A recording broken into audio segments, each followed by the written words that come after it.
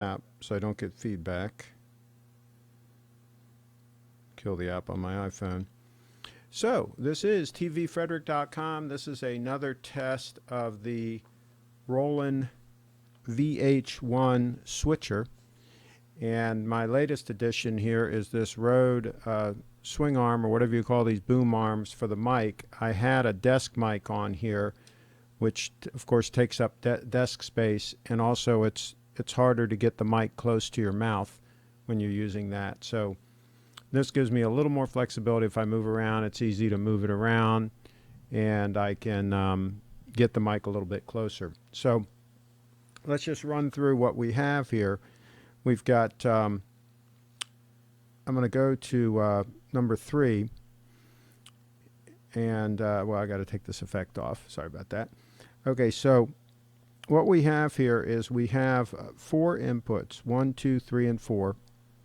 And you can see red is lit up.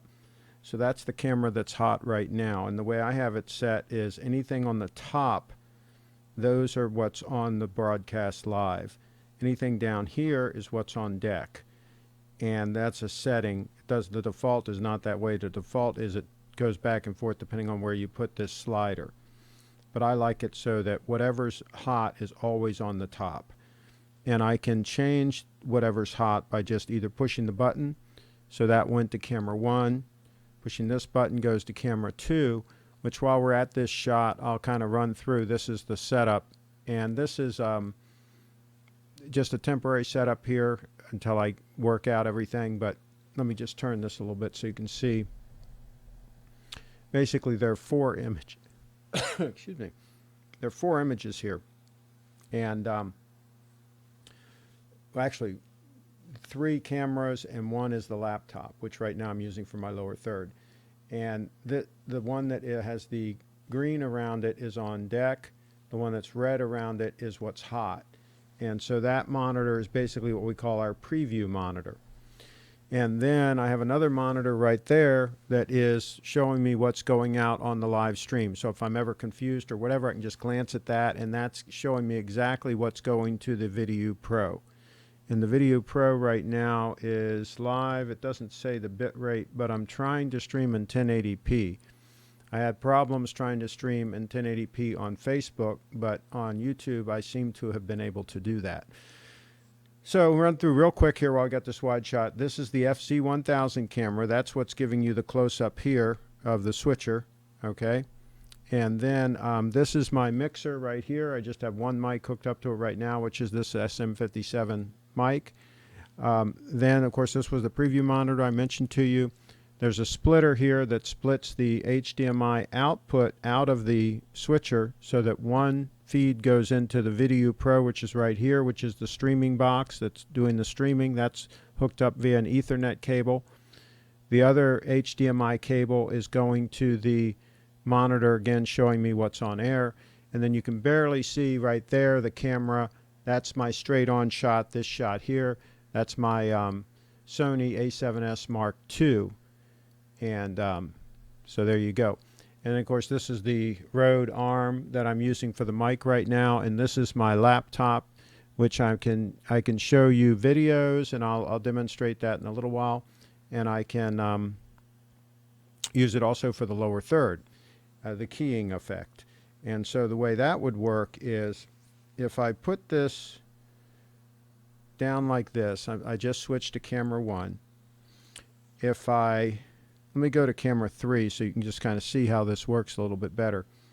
If I now turn on, I'm hoping I get this right. If I put the laptop on deck, okay, so the laptop is green, camera 3 is what's hot. If I hit this effects button right here, then when I slide this slider up, it's going to superimpose the lower third on the screen. And the way we get that lower third is on the laptop itself, we have a solid black background graphic that I made in Keynote with just the white lettering on it. And then the keyer that's built into the Roland takes out all the black. And so whatever's black, it just forgets about, and it just displays the white lettering, the tvfrederick.com. So now whatever camera I go to, excuse me, that should have worked. I was on camera 3. Why did that fail just then? Should have worked. Let me try this again. Okay. There. Okay, so there. I've got to, I have to leave the bus on the bottom.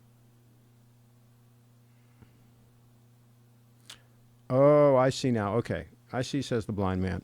If I want to change cameras now, because in effect I'm using both buses are hot. See how they're both red?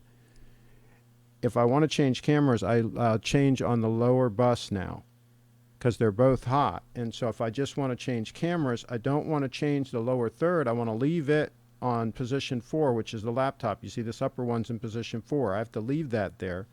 Now I can go from camera 1 to camera 2 to camera 3, and that effect, that lower third, remains on there the whole time. So if I want to get rid of the lower third, oh, and again, I just took it off the laptop. I can't do that. I have to go to my shot there. Now if I want to get rid of the lower third, I have to remember to do this. I just push the A button here. Okay, that turns off the effect. And of course I went right back to the laptop screen, but of course I can do a swipe right there. And by the way, while we're at it, let me go back to camera 3. You have wipe like that, back and forth. I like the cut. You can just do a cut back and forth. And you have different transitions that you can use. So, and let me get this one on deck. There we go. All right, so again, it is only about the 3rd or 4th time I've used this, and so it's a little bit tricky. One of the effects that I really like is the side-by-side window. So if I just push button number B, hopefully this will work. There we go. This is so much easier to do than the other one because it just does it. Now if I adjust this framing, you see here, this would be ideal if you are doing something like this where I want to talk about the switcher here and make eye contact with you sometimes. Or if you had 2 people in the shot, 2 different camera shots, and you had a tight shot on each person, you could put them side by side in the frame. And so let's say ideally you were doing a 3-camera shoot. You might have one wide view of everything, including both people, and then you might have a tight shot on each one. And so you could switch between the wide shot and a tight shot of just one person, or side-by-side tight shots. So that would give you a lot of flexibility with your switching. So what else can I tell you about the unit? Well, okay, one thing is, and other reviewers have mentioned this, the fan is a little bit noisy. It's right here in the front, and the fan is a little noisy. I'm going to stop talking and see if you can hear it. And one reason why I'm using the SM58 mic is it has pretty good rejection, and it falls off as you get further away from it. It falls off pretty quick, so that's why you need it pretty close. But hopefully it's not picking up as much of that fan noise because of the rejection and because you have to be kind of close to it. So that's kind of an issue. It seems like to me, and if you put your finger over the little vent holes here, it gets very quiet. Of course, you're blocking the air then. It seems like to me if they would have put more holes, it seems like it's forcing the air through just 3 holes there, and that's what's giving you that noise. Seems like it would be as simple as adding maybe 3 more holes, and maybe you wouldn't get as much noise. Maybe the cooling wouldn't work as well either, but I don't know. But that's something that I would think that they could resolve in the next unit. Hopefully they'll resolve that. The other thing I would like to see them do is I'd like to see them follow the lead of the new Blackmagic TV studio switcher that just came out, where it has 8 inputs. It has 4 HDMI and 4 SDI inputs. This only has 4 inputs, so you really have to work smart with this one to get the job done with just 4 inputs. Take this effect off. And so let me show you, let me just demonstrate how you would be using the laptop. in this scenario. Let me find a video here.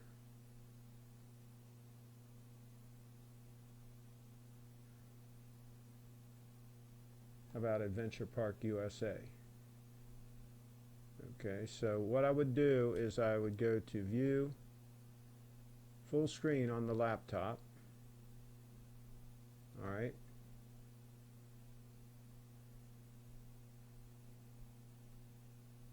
The slick track, and I can start it playing. Now I can cut to the laptop. If I can't bring the Dodge Viper, then I'll bring the Hellcat. Okay, and there you can see that's the Pantera. It's also bringing the audio in so, you know what? from the laptop, and you can change the levels on the audio. So if you wanted, if I wanted to make the laptop lower so I could talk over it easier, I could do that. If I wanted to make it just full 100%, you can do that, or you can turn the audio off. I always find that fascinating. You have complete controls in the system normally everybody here as far as does your not have any audio problem coming at all from the paying various $10 or sources. $15 to show their car. Basically especially has a when it goes mixer to built into it nonprofit. with all And that's what's kinds of happening today. high-end features. It really is a good time for us like to a be limiter, out, socialize with friends of ours that have cars.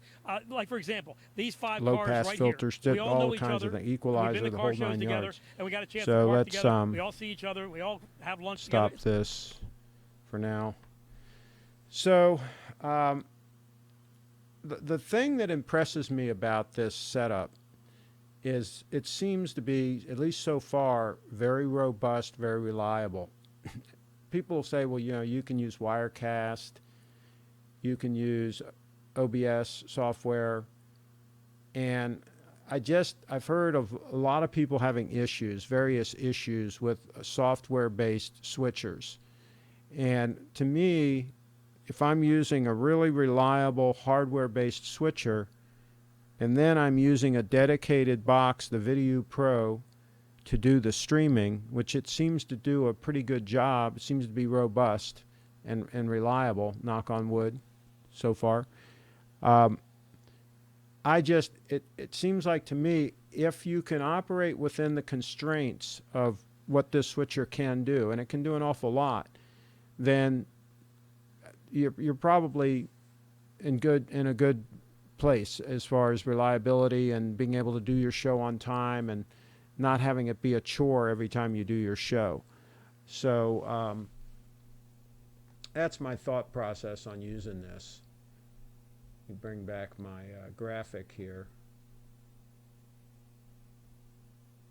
Now, obviously, if you could have somebody doing the switching for you, that would be good too. I must have closed out my graphic. Oh well, I don't need that lower third right now. I was just going to put my lower third back on. So let me think if there's anything else I need to mention about this setup. Oh, one thing that's interesting is somebody asked me today on YouTube about powering these cameras and getting a clean HDMI signal out. The two Sonys, both, you go into the settings and you can get rid of all the display information, so you can get what's called a clean output without all the writing on it. But you can also power them with the USB. So these will just literally sit here and run all day long, feeding the video signal powered by the USB. And all I have is I bought some 10-foot USB cables, and they're plugged in. I've got a APS uninterruptible power supply down here, and let me show you how I did that. This is kind of interesting because we got a lot of things plugged in here. I'm going to switch to this camera, and I'm going to try to carry this camera over and show you. I'm going to put it on autofocus. Oh. Not sure how well you're going to be able to hear me because I'm not as close to the mic, but I'm going to try to do this. So, here we go. All right. There's the unit down there. Let me see if I can zoom in on it. See if it'll focus. There we go. All right, so you can see there I have an uninterruptible power supply with something like 6 or 8 plugs. I don't know how many plugs it's got. But I plugged 2 of those converters that plug in that convert the AC into USB power. Put this back here. And so, get back over here. Bear with me a second here.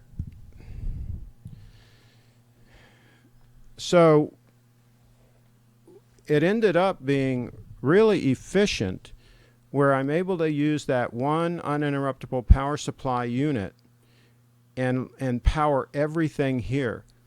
Another thing that I did to be efficient as far as the use of the plugs is concerned is the items that are powered by 12 volts, the Teradek Video Pro here, both monitors are powered by 12 volts, the little barrel connector.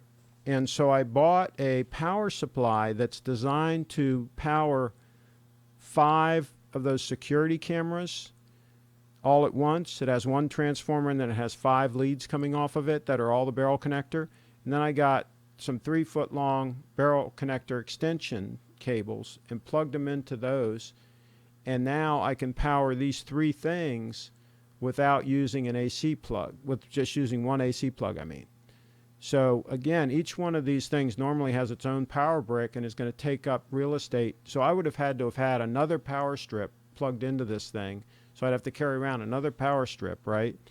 Now, all I have to carry is the uninterruptible power supply, and I am using every plug on there, but at least that's all I have to carry is that one thing, and I can power everything here. So just little tricks like that increase your efficiency as far as how much stuff you have to carry, because this is designed to be a portable TV studio where I can take this anywhere and set it up as long as I've got access to 110 power and I've got access to a Cat5 cable, decent speed Cat5 connection. I can go live and start streaming. And so that's what we're trying to do here. Now I'm using my 3 cameras that I already had. I'm using the Panasonic FZ1000 for this shot here. I'm using the Sony RX100M4 for that shot there. These both have the Sony 1-inch sensor, those 2 cameras. And you can see I've got the Rotolight Neo right over there adding a little bit of fill light on me. I've got 2 big windows over yonder that are bringing in the majority of the light that's on me, and I do have an overlight headlight on, so that's why I'm looking a little bit, the color white balance is probably off a little bit between these cameras because there's a mixed lighting situation here, but it looks okay. So what else was I going to say? Okay, so then I have the third camera is the Sony A7S Mark II, which is what's giving us this shot here. So I guess that's it. I guess that's the rundown on what we have going on here. If there are any comments, if anybody has any questions or anything like that about what we're up to, and you know, has any suggestions of things we can do to make this more effective and more efficient, let me know. And NAB is right around the corner here, and hopefully, I'm hoping that Roland, even though this unit, I think it's only been out about a year or so, not sure exactly how long this has been out, I'm hoping that Roland comes out with an update for this unit, because I really like this unit. And by the way, it comes with the SD version that has SDI inputs. It has 3 SDI inputs, and the third one can be HDMI or HDMI, and then the 4th input on it is HDMI. This one, all 4 inputs are HDMI, so this is their straight up HDMI switcher. They're both, maximum is 1080p, I believe 30 frames a second, but don't quote me on that. They might go up to 60 frames a second. Matter of fact, I think they might, but I'm not sure. But I use them at 30 frames a second because that's what the Video Pro will support. So I'm hoping they come out with a unit that has a few more inputs, and really I'm hoping that they support 4K next time.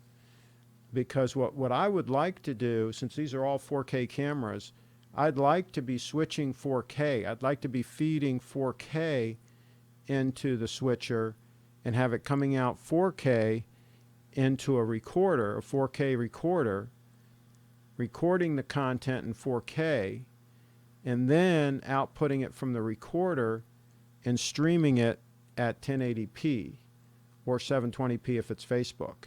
And that way I can get an archive recording of the show in 4K, so that's future-proofed, and then I could edit that down and do like a best of or something like that, or not edit it down, just leave it the way it is and just publish it in 4K. And that way we get the nice live stream, decent quality, but we get 4K that's going to be future-proofed. Because 5-10 years from now, everybody's going to say, I don't want to watch 1080p. I want 4K. I've got a 4K TV. So, and on a side note, I don't understand these wedding photographers shooting weddings in 1080p. Are you kidding me? As if the bride 10 years from now, when she takes a trip down memory lane, isn't going to want to watch that in 4K on her 4K TV. I think that's a disservice, delivering something that's we all know is going to be obsolete. So, but they keep doing it. But anyway, that's it. So let me know what you think, and we're going to keep doing it. We're going to keep pushing the envelope here a little bit, and we'll see what we get. I'm going to try to stop this broadcast here on this box. I'll go to the wide shot so you can see what I'm doing here. I'm going to push the start-stop button. I usually have to push it twice. Then it says stop, start, and I go over to yes and hit yes. It'll stop it. Stop, stream, or event. Stop, I guess stream. I don't know.